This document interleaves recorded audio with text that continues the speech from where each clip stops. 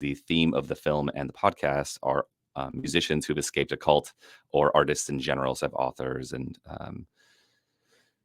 I've had some painters and just open to self-expression, really like Yeah. self-expression to heal trauma and kind of what life have you made since you got out? Because I'm far more interested in like looking forward and Hmm. helping people, not helping, but like understanding how people have processed since they've left this crazy situation that all these ex-witnesses and other people from other high control groups have found themselves in. And we need to process and heal, and self-expression seems to be a really powerful path. Life can bring us down, but turn it all around.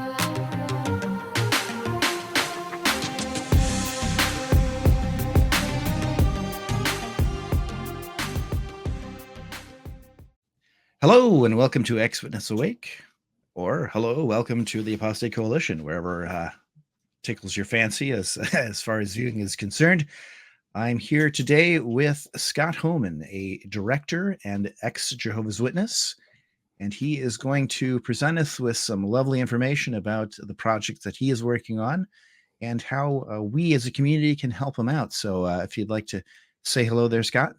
Hey, everybody. Thanks for having me on, Jonathan. Glad to do it. It gets lonely in here. I got to have somebody to talk to now and again. So, what are the projects that you have been involved in and that we can show these lovely viewers?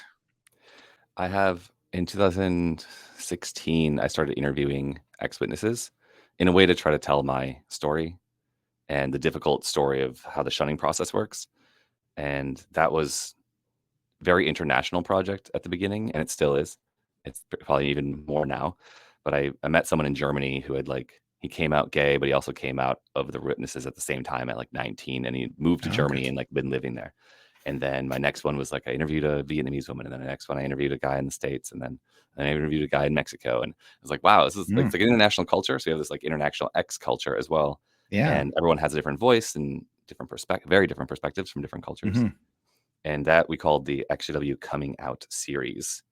And after a year or so of that, I was like, I think I could make something bigger. So I decided to crowdfund. And I'd never looked on the internet about what ex-witnesses are doing in like being out of religion 8 years at that point.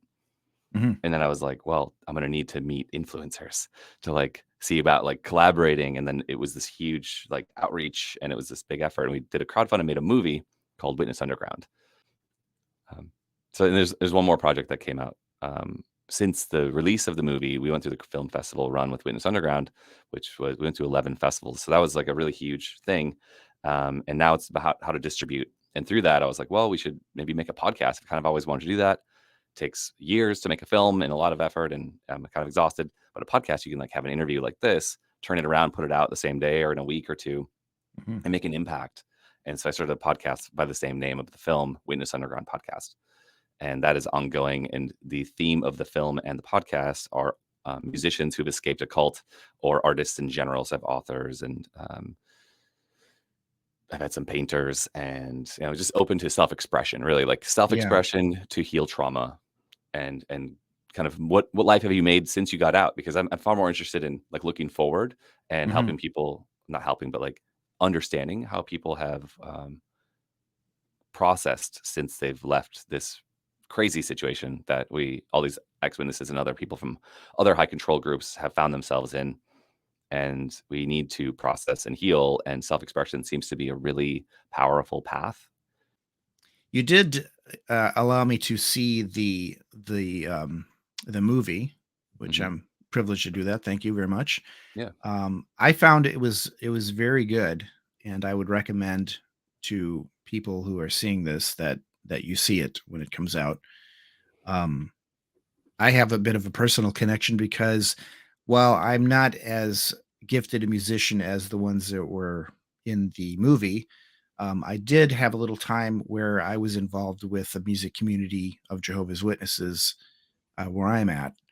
So in 2007, like 2006, 2007, we had twice rented a place and as bands got together and, put on a show for our friends, basically. Um, so I'm Yeah. You show me those videos; they're really cool. And you're Yeah, the I've got vocalist. a keyboard back there. I mean, I'm pretty rusty. I don't really mess with it much anymore. Mhm. But I'm basically just a vocalist, and I've created a little music, some collaborative work. So seeing that sort of, you know, once you got the itch, it's kind of Yeah, there, So I even the whole world to explore. myself, if I could get somebody to work with me, I'd love to make more music again. So You ever we'll see listen to how it Duncan goes. Trussell's podcast? I have not, no. Oh, he's an amazing comedian. He's one of my favorite human beings, in the Yeah. podcasting space. He's been doing podcasting forever, and he does like really esoteric, like abstract, crazy stuff. But he intros every podcast with a song that he created, Okay. and it's so funny. He makes the most weird, bizarre stuff. And then when AI music stuff came out, he started doing super weird AI stuff, and then Nice. playing weird characters. I think you'd absolutely love his intros, and he even does ads that way, which are really fun. But yeah, his show's awesome, and it'd be really cool to hear you like develop your through your channel, like develop your Mhm. music skills over time as a channel. And like you could have your intro music, and like I made a new song this week, and it's about That's true. cult leaders, and like I did this voice thing for like Jehovah's Witness cult leader, and check it out, and then like make a music and make fun of Yeah. them or something. I've I written a would love to couple hear something parody like that. songs. I just have to produce them. Perfect. Yeah, I have the Weird lyrics and Al everything. style. Yeah, like Blinding Light from The Weekend. Uh-huh. It's like New Light, Blinding Yeah, Light that way. fun. And what is it? The Gautier song, Someone That I Used to Know, like Somewhere That Oh I yeah. Used to Go. I was referring to Uh-huh. the Kingdom Hall. Yeah. So Fun. we'll see. There's another artist I like to promote, David Quesada of the Bloody Tuesdays. He's an ex-Venice. He did parodies of like Kingdom songs in his first two albums, and all the album art is like Revelation inspired, like Revelation book art copied, and like the Hydra Mm, falling into the lake. And nice. it's like such a joy to listen to. It's like weird psychedelic rock, and there's all these like he uses even like piano from the Kingdom song, but he like twists the lyrics to be like make them sound even creepier than they already are. They are kind of creepy, a little bit, a little bit. Some of them for sure. I actually designs. I like to make designs using AI and stuff too. So I have a design of the wild beast, but he's being written by like He-Man, a He-Man-esque guy. And he's basically like charging. So I loved yeah, He-Man. What is didn't he like I think it was two different shows, like She-Ra, the Thundercat, yeah, that's a different show. I think I played with them as kids. I like the Thundercat and oh yeah, He-Man, they like would ride the cat. yeah. It's pretty cool. That's fun. Throwbacks to the 80s. Oh yeah, 80s yeah. art. Also, I just saw My you posted my something age is funny. showing. You posted something funny with what was the Billie Eilish? No, it was another artist. We had like an army of like superhero versions of some artist, like 5. Some woman who's a female artist that's popular. The other day you posted something. Maybe just in the Apostate Coalition chat. It might be, yeah. Miley Cyrus, Um, maybe? No, I don't oh remember. yes, yeah. It's a story I'm developing for a new channel that I'm gonna have out eventually once I have enough Okay, gotcha. recorded. But Secret insider information. yeah, so aside from XJW content, I also want to. I've always wanted to write stories and narrate, Mhm. so that's been a bit of a passion for me. I thought in the day and age of YouTube and I just do it myself. So I'm That's going the to best. do just that. I Yeah, that's the create a best. channel for.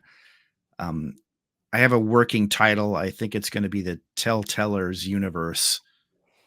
Tale Tellers Universe is the name that I Cool. have as a Yeah, I working saw your, title. like, So mock intro you're working on. It's cool. yeah, so we'll see how it goes. Yeah. I've got about 8,000 words of a story written so far, so it's coming along. And it's gonna be, like, an ongoing series that you're doing? Is that the idea? Yeah, I figured I'll narrate it and release it in chapters. Very So cool. people just come back for the next chapter, and hopefully it'll take off. We'll see. I like that model a lot because after trying to make a film and realizing how hard it is to make something at a professional level Mhm. that like is accepted by everyone's, seen thousands of films. So we have this expectation what a film is. And Yeah. it's really hard to work on that level and it takes a really long time. And so like if you have an impact you're trying to make, you might not make that impact for like me in this case with Witness Underground for 5 years, even though like, and for me, now it's an old story. I want to do other stuff, but for everyone else, it's like, finally we get to watch this thing and it finally will make an impact on people. So I like the model of doing chapters or like a blog post style. and then it grows and it changes, and you can kind of pivot if you don't really care about a topic anymore, but you want to develop a different one, and you can just like evolve the story as you go. Huh. It's nicer as a creator. Same with my podcast. Like I love the podcast because I can just like, oh, I love that person's music. I want to interview them next week, and then like 2 weeks where their stuff is out, and like we have this cool story, Yeah. and then I can move on to the next thing, and like I'll learn from that as I go. So I love the model of like ongoing process, and you get better nice as you go. Yeah, hopefully. I guess some people could get worse as they go, but yeah. That'd be kind of hilarious. Like I start out hope- at a really high level and then devolve into like the most basic rudimentary thing. Yes. Why does it gone from YouTube to looking like something out of GeoCities website? You know, like what happened to you? Reverse There's order. a guy that interviewed me in Denver. He's a friend, and his channel is like he spends a lot of effort to make everything look like 90s internet, like early internet. Mhm. Like he everything's like 4K and perfect, and he yeah. has, but he like distorts it and does these like VCR filter transitions, and Yeah, like okay. he tries to make it feel like you're in the 80s or 90s, which is hilarious to me because it's so much effort to make it look worse or like old. But I like it. It's like taking a nice piece of furniture and distressing it. Yeah, exactly. So, Yeah. going back to the movie, do you want to show a clip of the movie just to? Yeah, Did you have a trailer? I do. believe. I do Okay. have a trailer. Before we show that, I wanted to like, just do a quick pitch, if I can. Yes, please do. We're trying to in October we're gonna do a big push. So we're planning through September to do a big film release of this movie, and it's people in the movie are involved, and we're trying to anyone who's just interested in getting involved in any way. We're trying to build a core team to help with the film release, and the offer is we're going to do it through crowdfunding, which is it's about raising money to market this film in a proper way, like Barbie and what's the other film that just came out, Oppenheimer. You know, they have this huge classic release schedule, and they have a big theatrical release. We're going to do a virtual release like streaming, but we want to make a big splash and collect everyone together. So we're looking for people to join our team, and it could be anyone. The idea is just like help us get broad reach with our message. So if you're interested in that, get involved, because we're like it's out, it's ready, and we're making distribution deals, but it's not just living on Amazon or Apple TV or other streaming networks isn't really how you release a movie. You need to also tell people that it exists there. And so we're doing this big outreach and trying to raise like I would love to interview during the crowdfund and have you on the channel to show off some of your art and your channel. Sure. And maybe even dive into the nostalgia of music that you played. I know you shared some videos with me that you discussed of you singing. Like it's cool stuff, and get to know each other. And like I want to like sort of like do this rising tide raises all ships kind of thing. Like all these XJWs who are creative people, like let's work together and like help each other out. And I want to do that with the push as well. So like we're all like united in our mission. Our overall mission is to like expose awareness, the religion and awareness, and like, hey, this is a problem. It's a human rights problem, but there's also really illegal stuff happening too. Like, let's talk about it. Everyone has their different voices, but like united goal. Yes, absolutely. And that's what the Apostate Coalition is all about. Yeah. And it's not just Jehovah's Witnesses too. There are other organizations, other high control religions that are holding people down, that are taking away their rights, abusing them. So, you know, it's welcome to ex-Mormons, ex-Seventh-day Adventists, you know, the Moonies, you know, pick your organization. And if you have something to say, you know, we are, you know, we learn something from what you have to provide. And it's also, it's cathartic, and it's a bit of a therapy for yourself when you get to talk about the things that have affected you from, you know, when you were younger. Yeah. I've enjoyed that about the community there and the Discord chat, because like so you'll see a thing on the internet or someone will say something, you're having an interaction with your family, and it's like it can be triggering and re-traumatizing, but then you have a place to go talk to people about it who understand completely, and it can make that into new channel content, which is also cathartic to have as an audience. I've enjoyed that about, and there's something about that. I think you've done a great thing in organizing the Discord and the Apostate Coalition, that is related to what we're doing with the crowdfund, which is I hired a professional to run it called Greenlight Yourself. And his whole concept is don't wait for people to give you permission to do the art you want to do. Don't wait for people Right. to like allow you to get access to funding to make your dreams come true. Like, let's crowdfund it. Let's all work together to elevate each other's dreams. And so if we all learn, let's say everyone in Apostate Coalition learned how to crowdfund like a professional, then we can all support each other in that activity this year with mine, next year with yours, 6 months Yeah. later with someone else's. And we know what it takes to do it. So we can just all help each other out. Like, I was hack the algorithm today. Okay, I need to like and comment on his posts about his crowdfund, and like it's so simple. So there's a really organized plan, and I feel like the union of Apostate Coalition and like this Greenlight Yourself crowdfunding model could be like this huge thing to like level up everybody's ability to create amazing new content that affects change and gets the reach that it deserves. Yeah.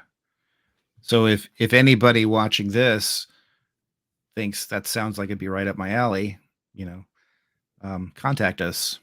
Yeah. I can put a link in the show description if you want to have someone reach out to you directly. That'd be great. Yeah. And then, so just talk to Scott and we'll see where we can go with that. Very cool.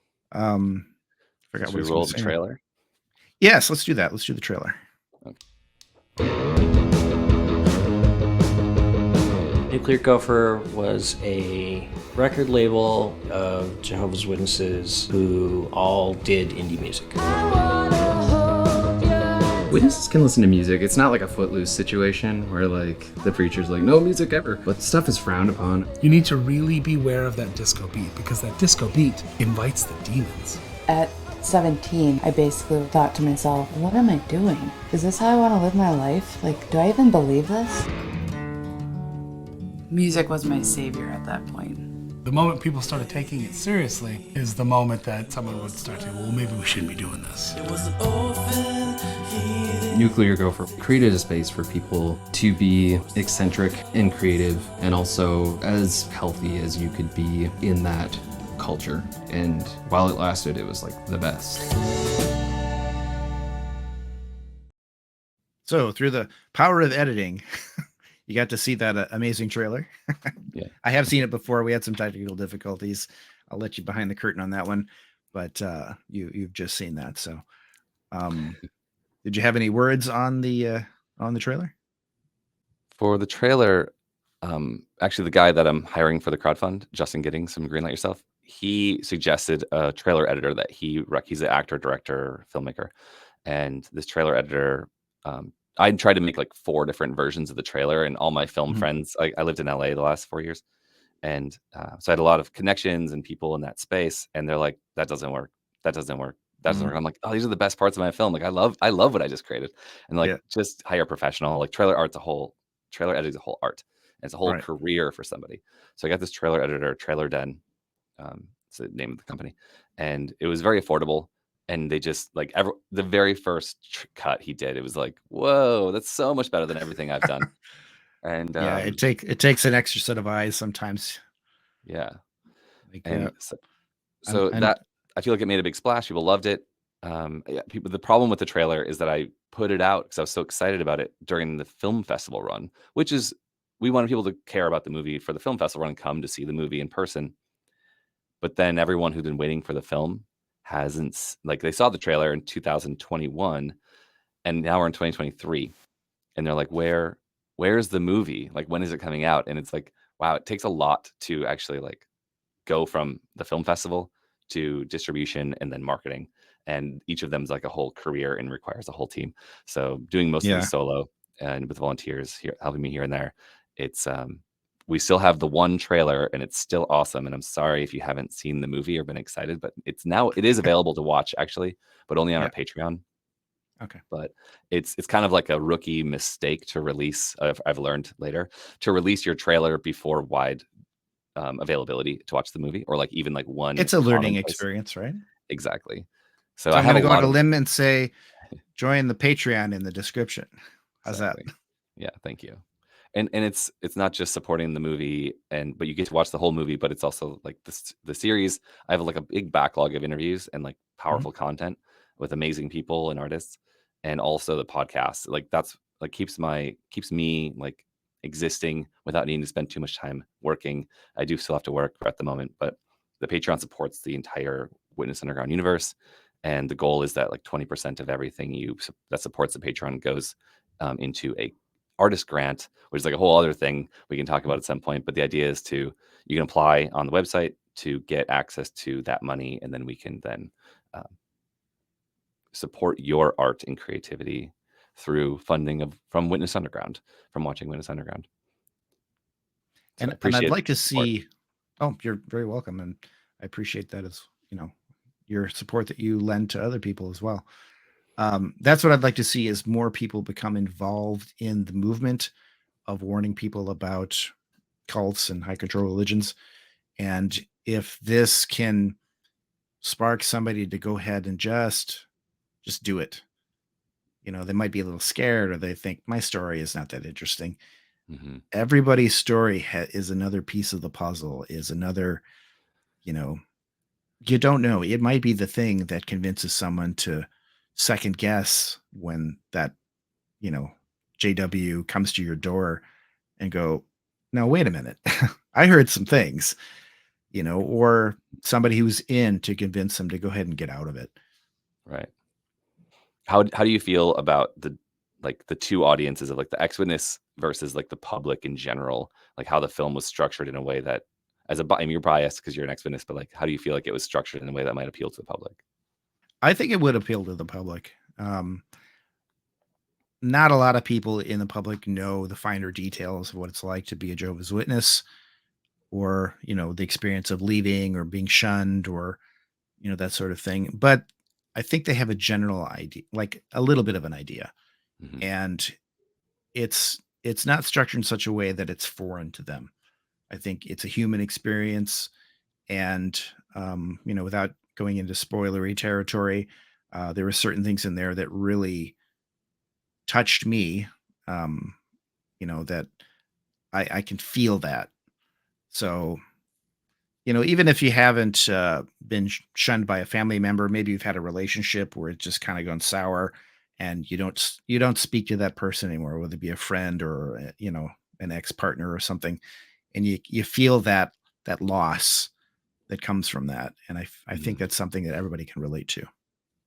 There's something people have commented a lot, that it feels like they really knew the people, because we sort of spend the first third of the film getting to know the people that are in the religion, Yeah. and their musicians in a way that's like really human and understandable. Yes. And then you get to have their coming out experiences and the losses that come from that. And then sort of like a third part, like I've never seen in any ex-witness material before, was like a landing on the outside and like, what's their life like now? Yeah. And it's really cathartic, I feel. But people have commented a lot, like, oh, it's like really humanizing. And I feel like I really respect these people, and I want to hear their music again. It's amazing music. And like, I want to see where their lives have gone. And like, if you got a little bit of a glimpse of that in the film. Mhm. So I feel like we had a goal, like our editor and my co-producer, associate producer, Ryan Duvall, and Sean Walmsley, the editor, they are not affiliated in any way with this religion, and I don't think any religion actually. So like they had a big impact in like helping skew it and like helping cut pieces and make sure parts were included that told the story from a public lens, because we're really trying to affect change. It's a social impact documentary, is a niche I have learned about, and our film fits really nicely in that space. And that was the original goal, is to like affect change in society. So you will know this isn't just a benign religion that has weird, quirky rules about birthdays. But they're like really just like nice Jesus people. But no, they're like doing dangerous stuff, and they should. They're hurting your community, and they are your neighbors, and like their rules and ideologies are affecting your kids in your school. Maybe like who knows, but like who's coming and knocking on your door. Exactly. And I feel like no one really cares about the topic because they don't really understand what it is. And so that's like one of my big, like the activism of the film is we want the public to understand how dark this thing is. And for me, it's like, I went through that. And I think, there's CSA, child sex abuse. And then there's a blood issue. And people are really dying in this organization cult. But like everyone who's left this group or even been associated with it in any way has like it has affected their relationships, important relationships with their parents or siblings or aunts or uncles or grandparents. Yeah. Even if you never join the religion, it's like those people are separate from you. They won't come to the family events. They won't come and do this. They won't talk to you about certain topics, and they're always trying to sell you something. And it's like joining Amway, or like all of a sudden all of your friends are potential customers. Like, don't do that. It sucks. It, Yeah. like, changes the relationship. Makes you a weirdo. True. Yeah, there's a lot of weirdo JWs out there, I'm afraid. Yeah. Um, I have a funny story. Okay, so Jehovah's Witnesses had this funny, like, deep dive into like the King of the North and who is Mhm. that from like Yeah. prophecy from Daniel, and they're like, it's Russia, and they're going to attack God's true people. And look, they banned God's true people. It's like all this stuff. My aunt and uncle, never Jehovah's Witnesses. My mom, on my mom's side, they were at my little sister's wedding, and I wasn't invited. I was uninvited, so I didn't go. I didn't want to spoil it. I also didn't want to go to Wisconsin in January, but I would have, because I love my sister. But they told me that some Jehovah's Witness approached them and was like, "Who are you?" So how do you feel about the King of the North? Like, what? What are you talking about? The King in the North? It's like some mystical fantasy thing you want to talk about? Like, are you talking about Game of Thrones? Like, what are we talking about? I was just thinking of that. Is he blue, perchance? Yeah, right. Putin with horns. That was the highlight of the wedding for them. Like, Jehovah's Witnesses are so weird. There's like talking about the King of the North at a wedding. What is the King of the North? Yeah, that's crazy stuff. Yeah.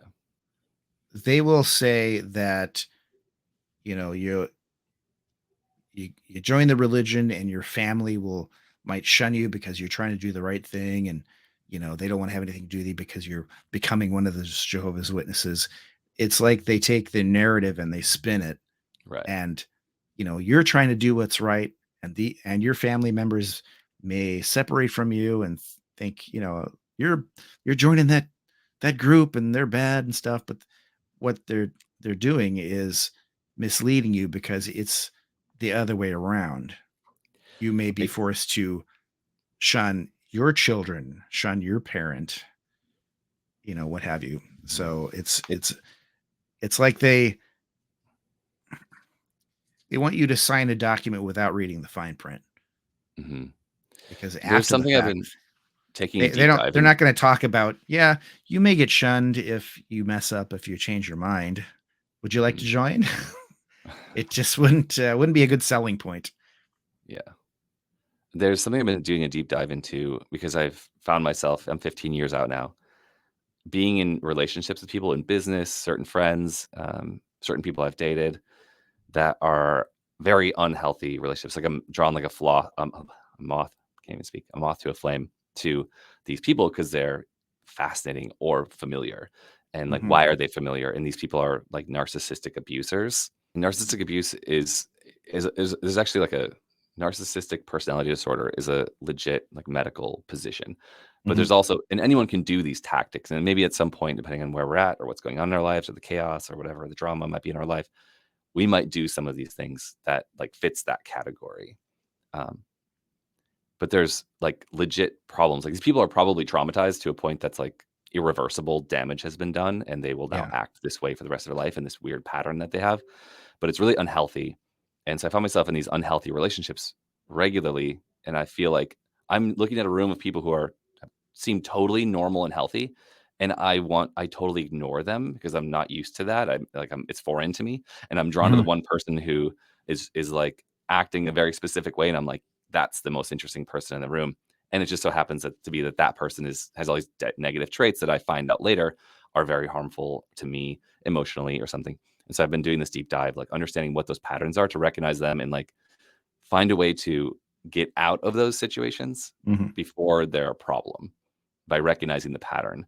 And what you just described is like one of the things, which is to preemptively tell people to watch out for these things in normal people, that they will do this thing that they are also telling you to do to those same people. So that they're doing the weird thing. Jehovah's Witnesses are doing the bizarro relationship Yeah. dynamic manipulation stuff.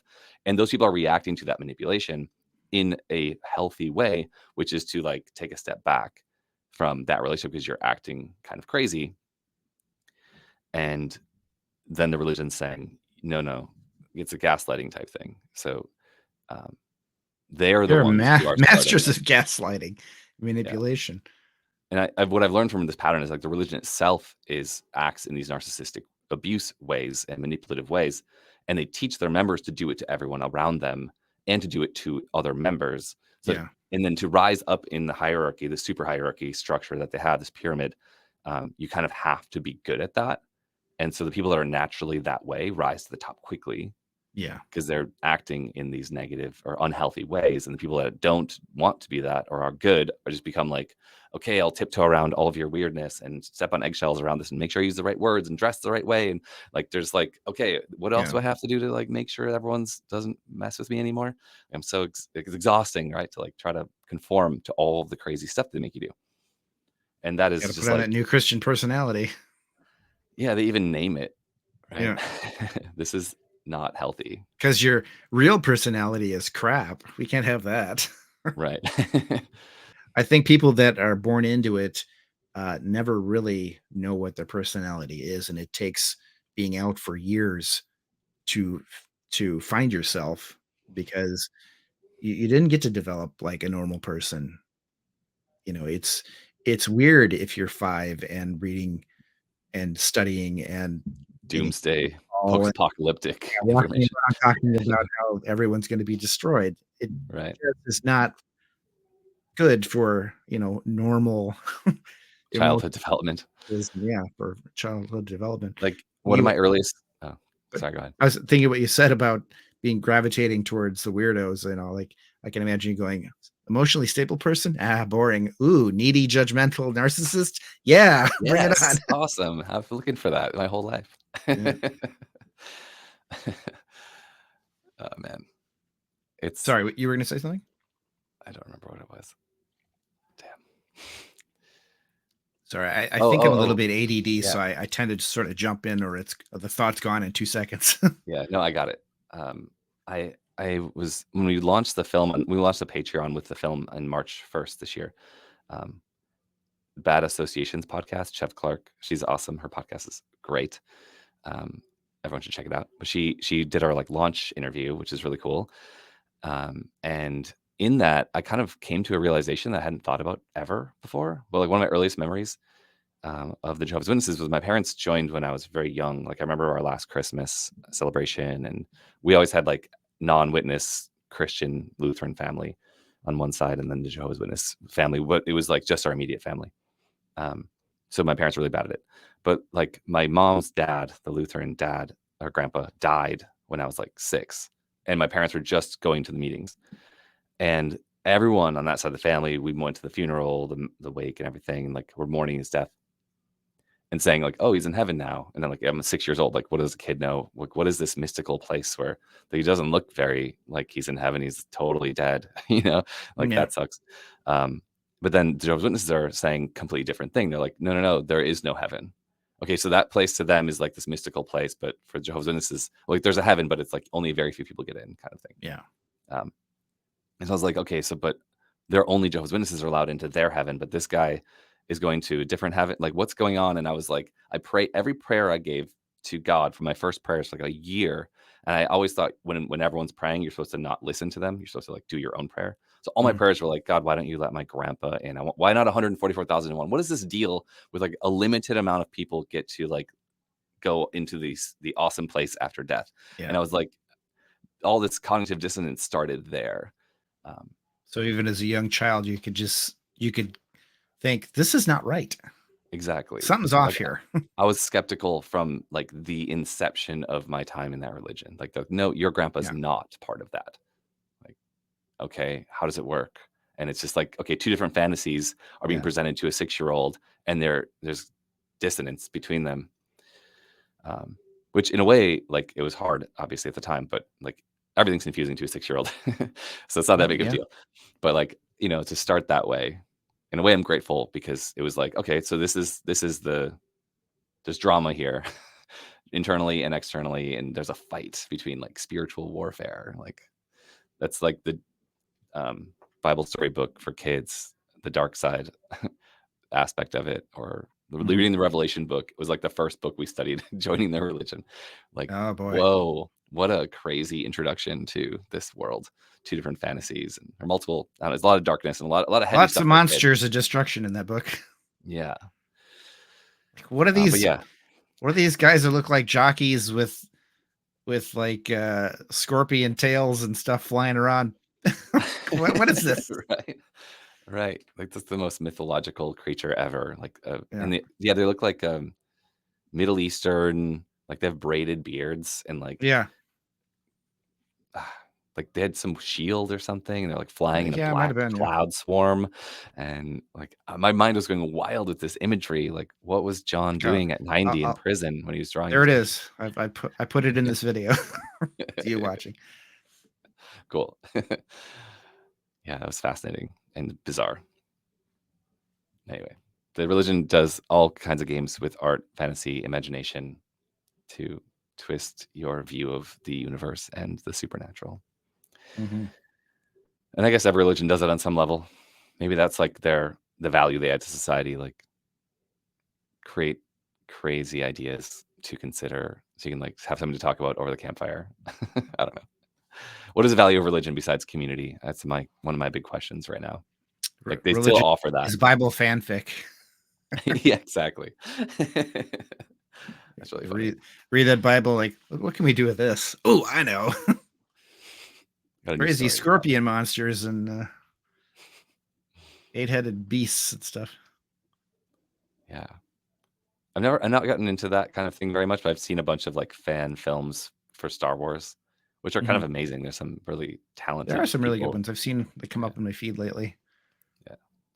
And it's like it's such a clear. I feel like Star Wars is like what happened before we got to the communist utopia of Star Trek. Like there was Mhm. like 2 gigantic like an empire and a rebel force. Like one is democratic and one is dictators, and like they had to Mhm. fight and battle across the galaxy for thousands of years before we get to like the utopia of no one actually uses money and everyone gets to do whatever they want to in the Star Trek world. Unless you're Ferengi. Oh right, yeah. There's some complications and drama there. It's true. They're like the mafia of the galaxy. Yeah. Good stuff. The traitors. Yeah. Oh, I feel like you're showing us your creative mind, things that you like to see. Definitely. There's more. Yeah, I've actually been thinking about what I'm going to make next, which is a fun topic. But I shot a rock climbing music documentary style thing, but very, very like going back to my roots, like single camera out in the mountains, no tripods, like nothing, like all handheld. But like I'm actually rock climbing with these rock climbers, and Let they're someone free know soloing that you're stuff. out there. We don't want a 127 days situation over here. But what's cool about yeah, right. What's cool about that is all those people happened to be musicians, and I made another film before Witness Underground that was about musicians in Vietnam, like many different genres, like a whole community thing called Hanoi Mixtape, HanoiMixtape.com.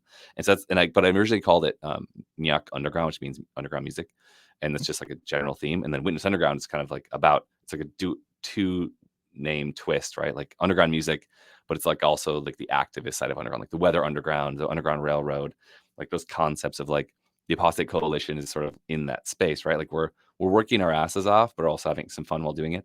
Yeah, To you gotta put the word out there, like, hey, you should know about this thing, but also let's have some fun while we're doing it. But it's this underground movement, and so like that's a twist on the words. But I have this like, do I do an underground trilogy, and is the rock climbing one the next one? But it's like hip hop, like Chinese hip hop, like freestyle rappers who like free solo mountains and climb trad out in the desert in California, and they travel like a circuit around California, living in their cars. And like there's another guy that plays cajon, and he's like a freestyle like indie rocker, and just all these dudes came out with like an acoustic bass and like all this instruments. That And sounds I was cool. like, whoa, like this is, I didn't expect to make another music film. I was going to record a thing about rock climbing with my friend for fun, but I have that on deck. But yeah, there's a lot more I want to do. I feel like this is the Witness Underground is like the most impactful, personal and emotional and like activism, social impact type thing I've ever done. And Yeah. that's why I want to keep the whole project going with the series and the podcast. But I did have I made a trailer teaser for the XJW coming out series. We could also roll that if you'd want to. I did queue it up, although that's not working, but I could. Okay, we can so add it yeah, let's if you do want. that. So Ta-da!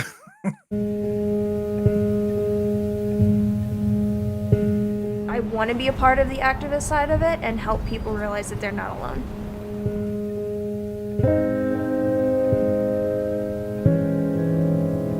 When I told my parents that I wanted to leave, my mother said that I was better off killing myself and committing suicide than waiting for God to destroy me at Armageddon.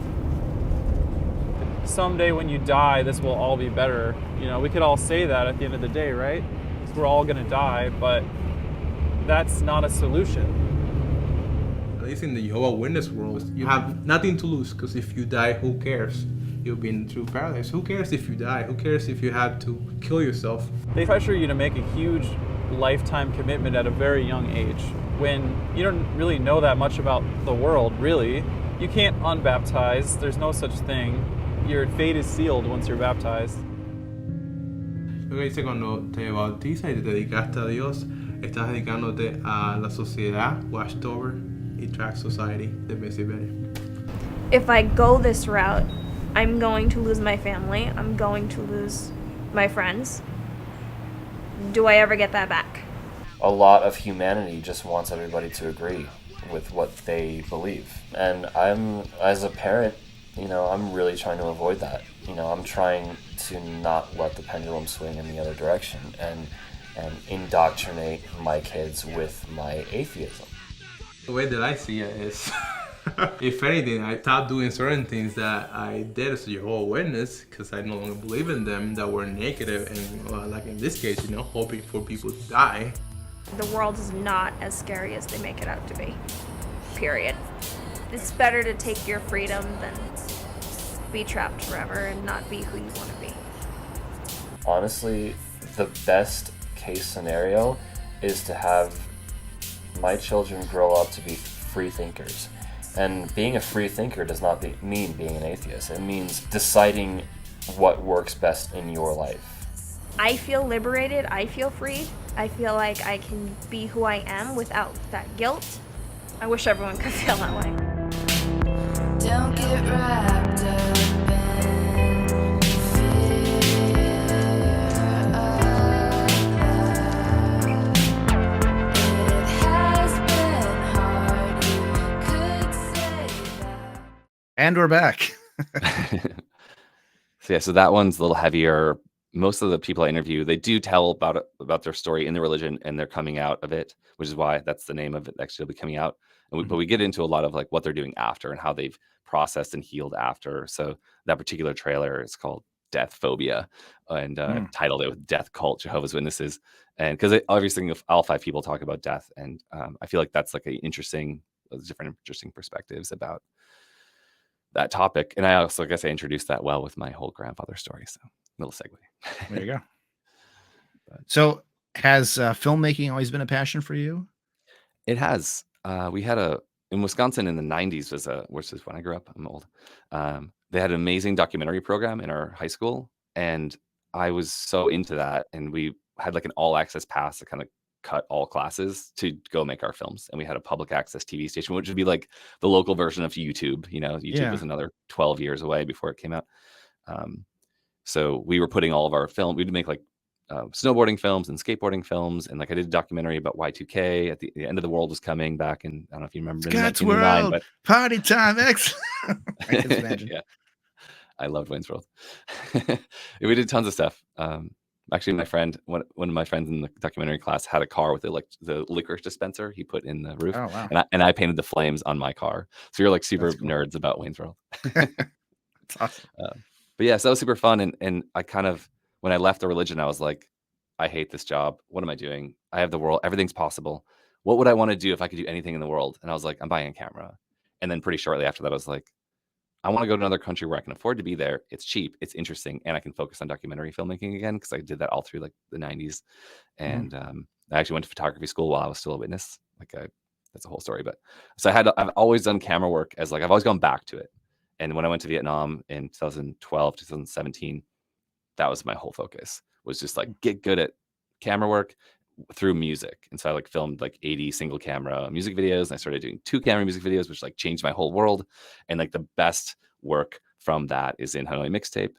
at hennemixtape.com. And then like that skill set of having a 2-camera setup, shooting live performance music videos is what bookends the Witness Underground movie. You open with a full music video of high TV and ends the high TV music video. And in the middle is a transition of story from the Jehovah's Witness culture exposed through the eyes of artists through one song that like works between the 90s music scene there to the present day from the same people playing the same song in that same space. And it's like a third music video playing an old song from this, like a transition song. So like I tried to like frame the Witness Underground film with my work I developed back when I went to Vietnam and kind of like raise my skill level. That must have been quite an experience. It's a whole thing. I feel like I became an adult in Vietnam, which is also a whole thing. But yeah, Nice. no, it was amazing. I highly this is something I always recommend to people if you're new to leaving the Witnesses, or if you're thinking about leaving the Witnesses or any high control group, is change your location. It could be the next town. It could be another city. It could ideally it's a place you've always wanted to check out or live. And the reality is you can kind of do that. Like you can kind of just, if you have the ambition to go anywhere, you can make a life there. People are doing it all the time. People travel. Yeah.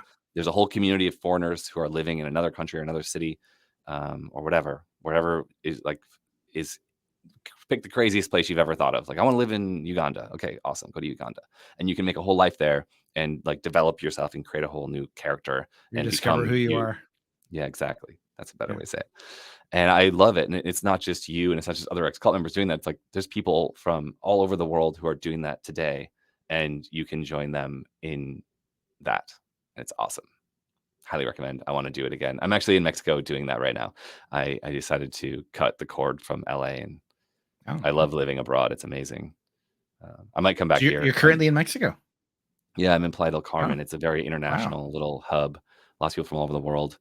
That's really Ukraine, Russia right now, especially lots of Argentinians because of their Mhm. economy tanked, and lots of people from all over Mexico. Like this isn't a place people really lived before. So like even the Mexicans that are in Mexico in Playa del Carmen aren't from here. So you have like there's like 38 states in Mexico, and like people from all over Mexico are here, and they're like everyone who lives here wants to be here, chooses to be here, and it's like a really beautiful place. So it's like nature is a focus, and like sea stuff, and the beaches are awesome. Highly recommend. I want to kind of do this in like 10 places and just like every year do another few months in a new place, like, and get to know the community and run the podcast. And like I might add like you're doing with your channel, like you want to branch into something creative. Yeah. Like I want to interview people who have interesting stories in general. I don't need them to all be ex-cult member artists, although I love that super niche. Like they call it niche sex, like take two niches and put them together. But I like yeah, exactly. That's actually a whole genre. I'm realizing I'm kind of developing a genre. Like I'm finding artists who came from a cult. They're not really telling anyone about it. I'm like, no, we should tell people about that. It's like you have a unique, like you came out of a cult 3-album experience. Like let's show that to the world. It's like really special. And so that's fun. But I'm also meeting like a Guatemalan today I met this morning who's like just traveling the world, and she popped in for a month to Playa to work at a co-working space. And it's like, wow, your story's amazing. Like, where else are you going to go? She's like, oh, I'm going to go to this country next. And it's like, whoa, cool. There's like international travelers from all over the world traveling to all these like hub spots and like making the virtual work remote thing happen. And it's like fun and vibrant, and they're fascinating. I'm going to add that. I think myself, if I could travel abroad right now, it's not really something I can do at the moment, but you know, I can dream. I would check out Panama because my mother is from Panama. Oh, wow. And that's so cool. Yeah. So I'm going to be living in Panama next month. Oh, cool. You should come down and visit, meet or visit family or something. I'm self-employed, and you know, getting away is not really something I can do, and I'm broke. So self-employed, but like you have to go to the place to do the work at the moment. Yeah. Let's get you virtual. Then you can come visit Panama and like operate from Panama. I do commercial cleaning, so that might be a bit of a trick. I can watch people. Hey, you're doing that wrong. I used to do that. Is it like floor cleaning? No, like office cleaning, that sort of thing. Office. Okay, gotcha. Yeah, pretty much. Yeah, I've done a bunch of the cleaning thing, especially when I was first living in Minneapolis. Data centers, offices, and restaurants. When it comes to Jehovah's Witnesses and even ex-Jehovah's Witnesses, if you guess, do you wash windows? Do you do cleaning? Do you do like yard work or some sort of a trade? You got a pretty good percentage of getting one of those right.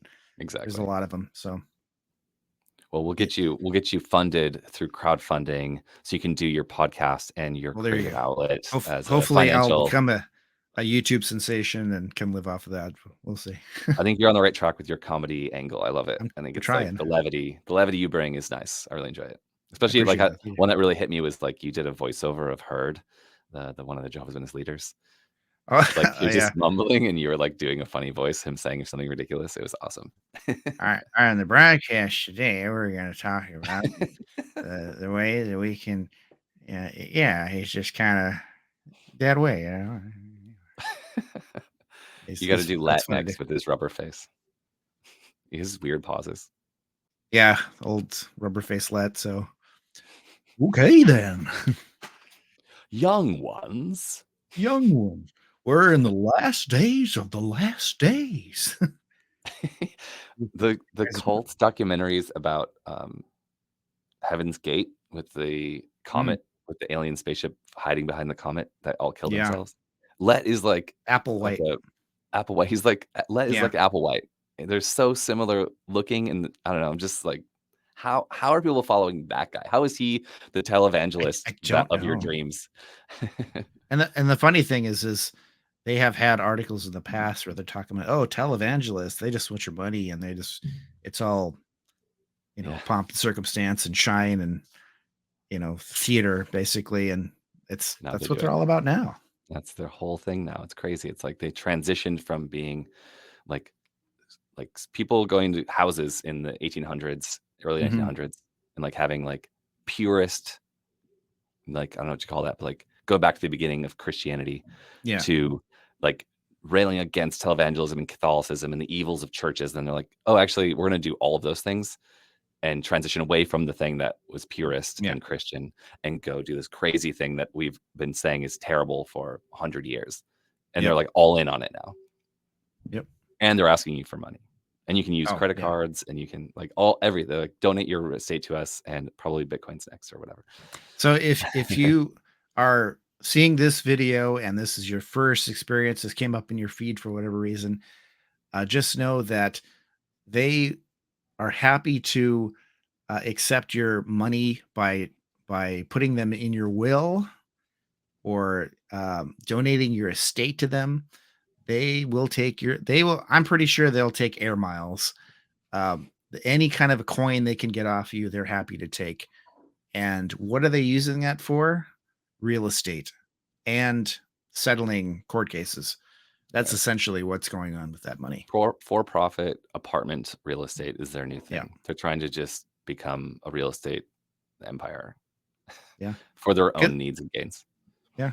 Because they were designed not to be in this age when their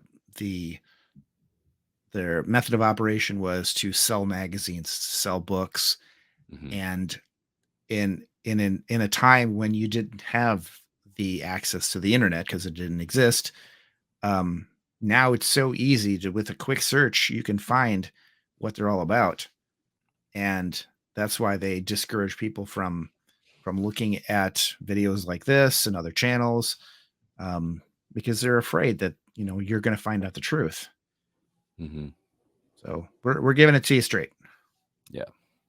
It's interesting how they're transitioning and changing. It's like I even talked to my grandpa, the Show Witnesses in their late 90s. And he's like, I heard you're making videos. You shouldn't do that. And I was like, your religion's making videos. And he's like, what do you mean? I was like, they're a televangelist organization now. He's like, no. I was like, yeah, for like 10 years now. And he's like, I was like, if they're making videos, why can't I make videos? He's like, come on in. And we had this amazing hangout for like 8 hours. And it might be the last time I see them. And we didn't really talk about the religion at all. It was just beautiful to hang out with my grandparents, but they don't know. They were Jehovah's Witnesses in the 90s. That's the last time they went to church. Oh, It's so been they're just sort of, 23 years. they just sort of faded away. They believe that they're active witnesses, but they can't go because their bodies are falling apart. And so they don't go. And they haven't That's gone. fair. I mean, if you can't go, you can't go. But they also it's deleted been the so long hall. that they're not even aware of like JW Broadcasting. They have no idea. Wow. They have no idea. And they also sold the Kingdom Hall during the last, it was like 10 years ago. It's like one of the early Kingdom Hall sales. Because they're like, now to go to church is like an hour and a half away. Because it's like one church per county where I'm from, and the counties are gigantic. So like it doesn't make any sense to travel like when you have body problems. Yeah, you're that old. I mean, that's a pretty tall order Yeah. just to go across town and to have to travel an hour and a half. I can't even imagine. Yeah. Unfortunately, and this is a bummer about schedules, I have to take a phone call to the Greenlight Yourself crowdfunding coach, Justin Giddings. I'm going to take a phone call, and that's like in a few minutes here. So I have to wrap, unfortunately. But Okay. just to, I guess, summarize, I would love to. We would love. We have a team of. I think it's Ryan Sutter and I, the main person in the movie, one of the main characters, one of the main stories. He and I become great friends through the movie making experience. I actually met him while interviewing him, and we become great friends. He co-hosts my podcast, Witness Underground, a lot, and he's an amazing musician. He's rebooted the music production studio that's in the film, highlighted Nuclear Gopher, that's highlighted in the film, which is really cool. He's like recording bands right now, and he's tracking his new album. He's finishing tracking his new album and mastering it right now, like this week. And him and I are like the managers of the crowdfund, but we have a team of 7 people who've now joined our core team, and the more the merrier. And like, I want to bring people in and like, let's elevate the Ex-Witness community to all learn how this skill works. That's the offer I can give. Like, it's free. I paid for the course, but it's like, we can give that away. And then we work together, get to know each other more like this. And I love this kind of thing. So thank you for having me on. I really appreciate it. You're welcome. And I've enjoyed it myself. And I wanted to say too, like myself, I don't know a lot of people, because that's kind of one of the things when you're an ex Jehovah's Witnesses, the 200 people that you knew in your life, they're gone. So, it's kind of what friends you've picked up along the way. So even if you don't have a lot of people that you can talk to talk about the crowdfunding, if you can just promote it, doing videos, doing interviews, boosting posts and that sort of thing, you're helping that way. Yeah, it's huge. There's another level. If you can't like commit to being on the core team, the core team member, which is what I'm asking for right now, there's another thing called the street team member, which is like someone who like helps us hack your algorithm. And it's like a super low commitment, like 1 minute a day for the 30-day campaign through October. It's like probably the first or second Tuesday will launch in October, and then it'll be 1 month long, just before the holiday season starts. And that's pretty good, because eventually that's what auxiliary pioneering hours for Jehovah's Witnesses will be down to, 1 minute, because they keep chopping it down lower and lower. It's hilarious. Yeah. So we'd love to have you. I'm excited to launch the film and actually like get a deeper relationship with other creators in the XCW space. You don't have to be a content creator to join us, but like that's where a lot of the cool stuff is happening. So make a channel. And actually one person offered to like use their TikTok channel as like the TikTok voice for the crowdfund, which is like the coolest thing in the world. I'm so excited about that. So if you have a channel, you could also like, let's just like change our channel type to like get this movie out there in a big way. If you value it, you don't have to do only that, but like that's an awesome offer. Like I was so surprised by that offer. It's like, that'd be amazing. Thank you. Anything you can do to help is appreciated, I'm sure. Yeah, exactly. Yeah. And it's just meant to be fun, vibrant, exciting. Like, let's all like just have a good time together. And some of the work is emailing people that you already know. And it's a good excuse to like write to your old friends and say, hi, check out this cool project. Is like, that's the work of it on repeat for 30 days. And your musician friend, hey, if you need a vocalist, I'm here. We'll talk. Nice. Yeah. I would like to see some collaborations, virtual music collaborations. I'm all for collabs. Yeah. Cool. Awesome. So I got to go, but thank you so much, Jonathan. I really appreciate it. Thank you so much. And I want to thank you, the viewer, for checking us out and hanging out with us for this conversation. And please take a look at the links in the description and think about participating any way that you can. So, witnessunderground.com for everything that we've just talked about. Indeed. Thanks again, and we'll catch you later. Sounds Bye good. for now. See you later, Jonathan. Bye. It's about the things that we overcome. Tomorrow's a new day. I will find a way. What if this was your destiny? All that pain just so you could see everything you need is inside you.